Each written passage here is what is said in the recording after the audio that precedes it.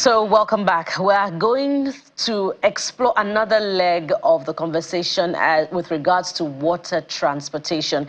This time around, we're going to be looking at activities on water transport from the point of view of a private sector operator. So joining us this morning on the program to have this conversation is Mrs. Dorcas Adiremi, Barrister Dorcas Adiremi, to be precise. She's the CEO, GT Global Alliance Group, owners of GT Waterline Ferry Services. Good morning and welcome to the program. Good morning. Thank you. So before we begin to look at the issues of regulation and capacity and all of that, I'd like you to speak to that mishap that happened on waterways in Lagos recently, where a ferry collided with a wooden boat. Many have been asking, is that even possible? How do they collide? What really happened? So can you please give us an aerial view, or from the point of view of someone that's experienced? Thank you very much. I'd first of all use this time to commemorate with the families and also operators at the Ojo area where this incident occurred.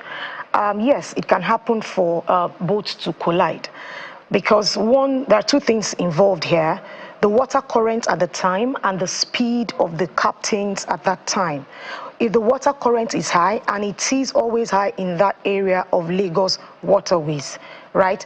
So, and then the captain is on a speed, there is no how he is able to break his speed conveniently, if the other one also is coming on a speed. So most often what happens is where they are trying to maneuver, after maybe sighting at a very close range, and then you try to maneuver, the wave that follows the engine is enough to capsize the one that is coming. So most often it's not like it's a direct capsizing of the oars, right? But it is of, a close range of the vessels, and then the wave of a high current water, which definitely it cannot hold. And then it also goes to the type of boat that is in question here. The sizes, the type also are involved in what will bring about a collision. But it was a daytime transport, so the captains of both vessels would have sighted each other ahead of time and would have had enough time to, avoid what happened, don't you think? Well, it's not. If you look at it like you're describing of what happened on the road, you would think that it's that possible, particularly where we cannot take away overspeeding in that particular instance. Overspeeding on the waterways is not like you can easily press your brake when you are on the road. You need to. The wave of the water itself is what is propelling the engine, right? So you are the one who wants to control that wave. So if you're already on a speed, it's going to have to first of all balance you before you gain the control. So it's not easy to say that it's being able to see that one, and then, like I said, simply collision on waterways is about maneuvering. Yes, they will have sighted, particularly because it's a day traffic, sighted, and then you wanting to, this is too close, and then you maneuver, and as you do that, the wave itself, the current, and that one is coming, and it just hits that current. In fact, what's been said, preliminary findings, is that the fiber boat, I think it was a fiber boat. No, it's a wooden boat. It was a wooden boat. Yes. Okay, the preliminary report had said it was, one of them was fiber, that it was Most overloaded, likely. Then that may have blocked the captain from seeing the other boat coming. Then last minute sighted it, and not much could have been done. And I think it just ties into the point about safety, which you were going to raise, because we just had the conversation with NIWA, right? And you'd expect that everything happening on the waterway is well policed, for lack of a better term. So in terms of manpower, the number of manpower, he said 350, not for Lagos, for the whole country. So you wonder how well that would work in terms of regulation. And I'm not even talking about the northern states and the kind of water body they have. You literally need way more to be able to police. So in terms of, you're an operator in the sector in Lagos. I know that there are, practices. Lagos will say, we operate best practices. And even in fact, we still see some of this mishaps. So in terms of the safety, the regulation, how would you describe it? You're an operator from the state and from the federal level. I'd say that I'd give it to Lagos State. Lagos State is doing a lot of work with regulations on the waterways. However, after the judgments with respect to authorities on the waterways, in line with what we have in the constitution of the country, that Lagos State has to somewhat hand over, you know, its waterfront, its regulation and running to NIWA. There's been a bit of step back to other administrative and structural works to be done by LASWA, but not majorly on the forefront of, you know, regulation and perhaps, how will I call it now, monitoring. Even though at all of the jetties certified in Lagos, I think we have about 35, we still, as we speak this morning, have LASWA officials, that is Lagos State Waterways Authorities officials in all of these jetties that the government, you know, have certified or built or are the one regulating. Meaning that, yes, they are not totally sitting back and allowing NIWA. I'd appreciate the MD of NIWA. I listened to him when he was speaking, and when he said 350, I said that's not even enough for Lagos. Lagos alone will swallow up that 350 manpower, talking about regulation, I mean monitoring and ensuring that safety regulations on our waterways are properly adhered to. 350 is not enough, a number or capacity. If that's not going to serve Lagos, I wonder how it's going to serve the whole of the country. So perhaps maybe there's a bit of, you know, misnumbering in that 350. Definitely, it can be 350. So we need more marshals. Oh, most definitely. NIWA, marshals. Yeah, NIWA to be able to carry out the judicious and proper work of monitoring and regulating the waterways in Nigeria needs to build up on capacity. Needs to build up on capacity, because as an operator, right, I'm licensed and registered by NIWA and of course by LASWA, and I'm giving regulations. But you know, where we have people duties, where you have, you know, people processes, there has to be a lot of monitoring to ensure that people are doing things according to standard. So that's why the capacity that NIWA, you know, needs. NIWA can't have a lot of their officials sitting in the offices.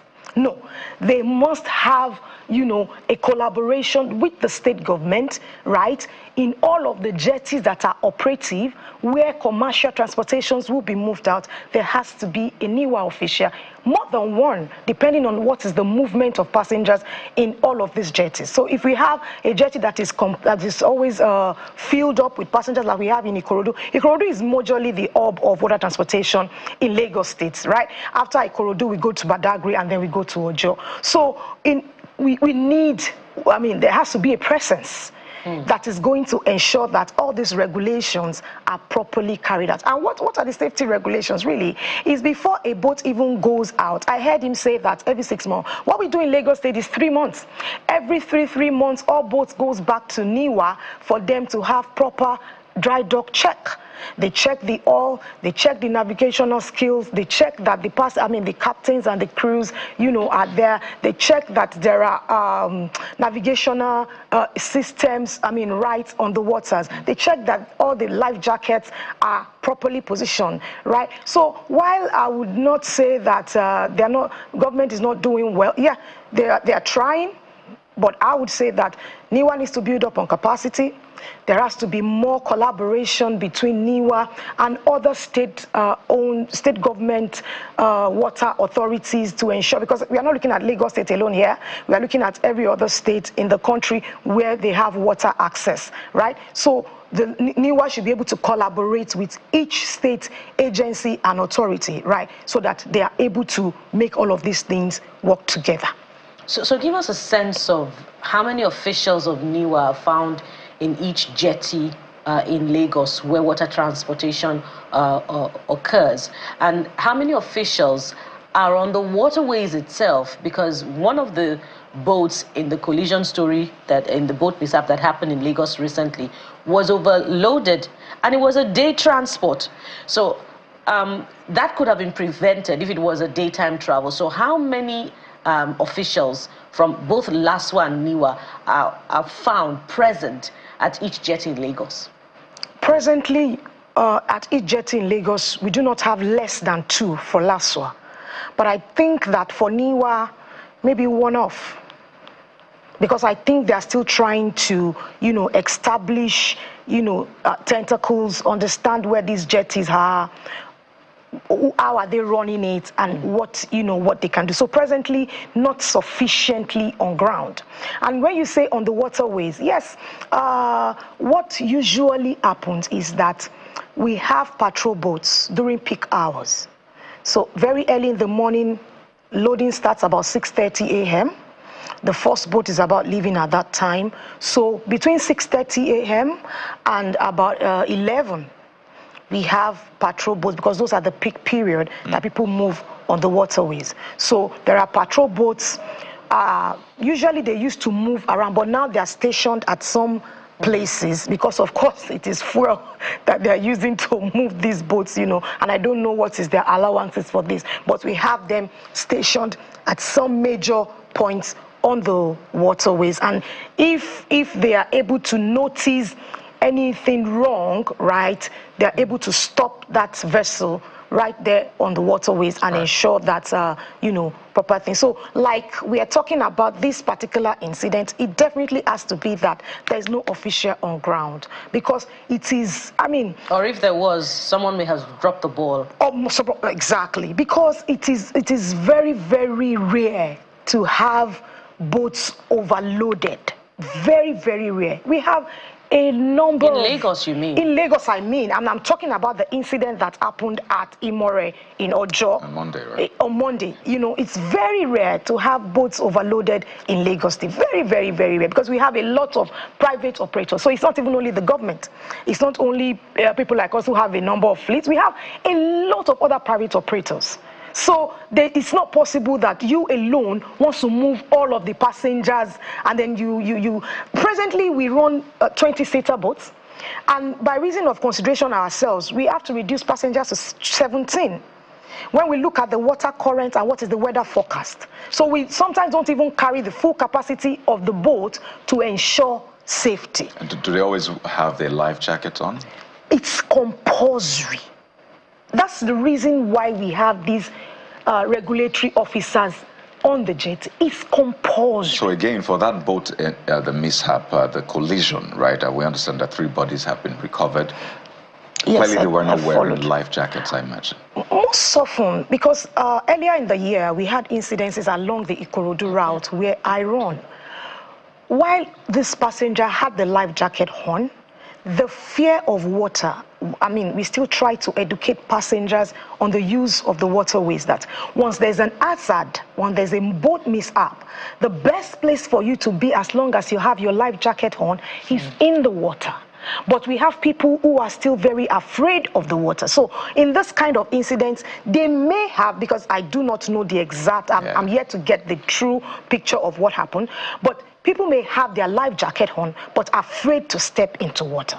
Now, if you go down with the vessel, right, you are holding on to a part of the boat, and it already has a mishap, water is coming in, and you go down. The work that the life jacket is supposed to do would not be able to do, because the incident in Ikorodu, when we recovered one of the body, he was holding on to the seat this way, and he had a life jacket on. So the life jacket popped, but couldn't get him off what he was holding on to. So he went down with the vessel.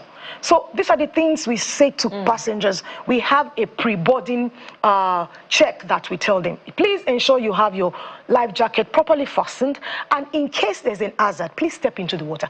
As long as your life jacket is on you, you have to step into the water. This conversation is also important, aside the safety bit, and I'm glad that we're able to have it, because this is not something people really talk about. And then when the mishaps happen, they're like, why is it happening? So that's why we decided that this is a conversation we must have. But there's also the bit of the viability, both for passenger and operators of water transportation, particularly in Lagos, right, where there's traffic, and you know what traffic does, right? So a lot of people, I imagine, are beginning to embrace water transportation more, particularly for maybe the route you plan. But then with this increase in the price of petrol, So you may have chased people away from the road to the water, but obviously it's impacting on your operations as well. Seriously. Serious impact. Serious impact. Serious impact. Yesterday, I was said that like 4 times. I was overwhelmed myself because we've had to sit around fare increment twice. Yesterday, making it the 3rd time in a period of 10 months. Serious impact because this is a major operational tool.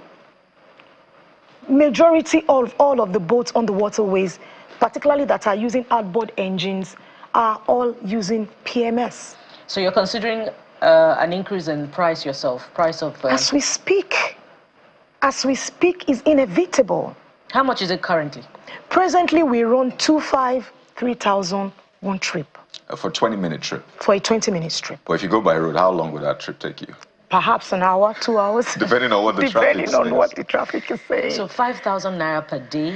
So if I'm earning 80,000 naira per month, I'll be spending more than half of that amount on water transport. Or go by road.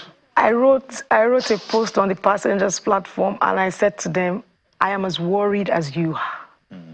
And if we down tools, it's affecting you. What do we do? This is a real effect of a petrol hike on businesses.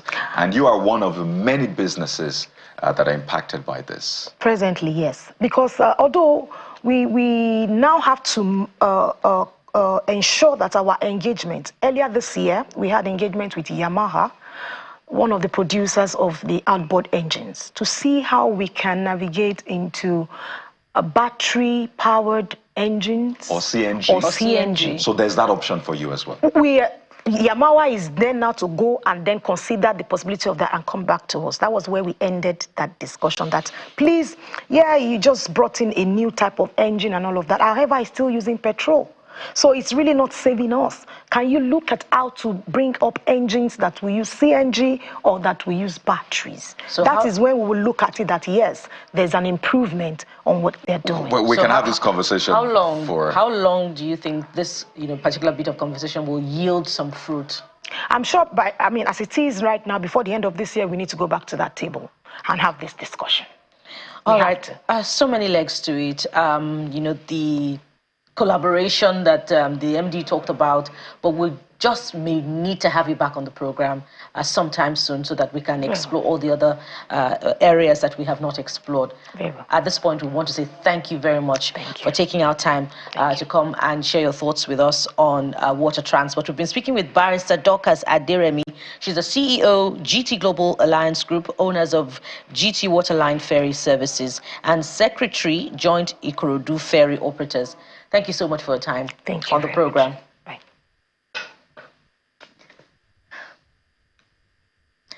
And this is where we anchor the conversation and indeed the program for today. Thank you so much for watching. But stay with Channels Television. We're covering all of the major stories for you and all the others across the globe as well. We'll be back again tomorrow for the final bit of the program for the week. I am Bukola Koka. Oh yes, we're in the studio, we're in the filling stations, we're everywhere just for you. So stay with us. Sunrise Daily is next. I'm Kayode Okikelu. Have a great day.